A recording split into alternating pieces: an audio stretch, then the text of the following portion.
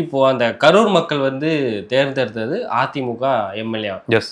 AIADMK MLA வந்து இப்போ ராஜினாமா பண்ணிட்டு இங்க போயிட்டாரு. இதோட இப்போ ஏன் இவர் கரூர் போறாரு அப்படிங்கும்போது ஒரு கம்பெனி ஒன்று புதுசா வருது, அதை ஓபன் பண்றாங்க. அது போயிட்டு இங்க போகலன்னா தப்பாயிரும், அது ஒரு நோக்கமா? இல்லை தேர்தல் கிட்டக்க வருது, அது ஒரு தேர்தல் பிரச்சாரம் மாதிரி நம்ம பயன்படுத்திக்கலாம் அப்படின்ற ஒரு திட்டமா? தேர்தல் தாங்க, தேர்தல் தான் கோல். ஏன்னா மக்களை ஈஸியாக ஏமாற்ற முடியும். சென்டிமெண்டலி மக்கள் வந்து தமிழ்நாட்டு மக்கள் கொஞ்சம் இதாக இருக்காங்க, வீக்காக இருக்காங்க இப்போ. ஸோ இந்த நேரத்தில் இறந்து போயிட்டாங்கிறப்ப ஹார்டாக தமிழ்நாட்டில் இருக்க எல்லாருக்குமே தெரியும் லேட்டாக போனால் சிக்கல் இருக்கு. இப்போ ஸ்கூலுக்கு நீங்கள் லேட்டாக வரீங்கன்னா பாடத்தை மிஸ் பண்ணிக்கலாம் மாட்டீங்களா? கண்டிப்பாக மிஸ் பண்ணுவோம்ல, பீரியட் மிஸ் பண்ணுவோம்ல, அதெல்லாம் லாஜிக். ஸோ அப்படி இருக்கப்போ உங்களை பார்க்க லட்சம் பேர் வராங்க அப்படிங்கிறப்ப நீங்கள் லேட்டாக போனீங்கன்னா அதனால பாதிப்பு இருக்குமா இருக்காதா? கண்டிப்பா இருக்கும்ல. சோ இங்க நீங்க வர நேரத்துக்கு அங்கதான் கிளம்புறீங்க, ஃபிளைட் ஏறீங்க அப்படின்னா அதனால பாதிப்பு இருக்குமா இருக்காதா? பாதிப்பு இருக்குமா இருக்காதா? மக்கள் இறந்து போலாங்கிறது நம்ம நடந்து முடிஞ்ச விஷயம். நான் முன்னாடி சொல்றேன், நீங்க லேட்டா போனா அதனால பிரச்சனை இருக்குதானே. சோ அப்ப அதை நீங்க ஏத்துக்கவே மாட்டீங்க, ஒத்துக்கவே மாட்டீங்க.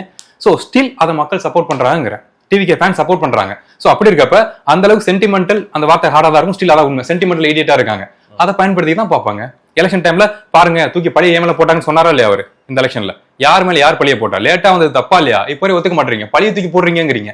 சோ இதையே டிவிகே ஃபேன்ஸ் ஏத்துக்கிட்டு ஆமா பழைய தூக்கி போடுறீங்க, எல்லாரும் பிளான் பண்ணி கொண்டுட்டீங்க மக்களை, எங்க ஹீரோ கஷ்டப்படுறாரு, நாங்க சப்போர்ட் பண்ண போறோம், நீங்க எல்லாம் வில்லன்கள் அப்படின்னு சொன்ன மக்களை இந்த ஏமாத்த தான் பார்ப்பாங்க.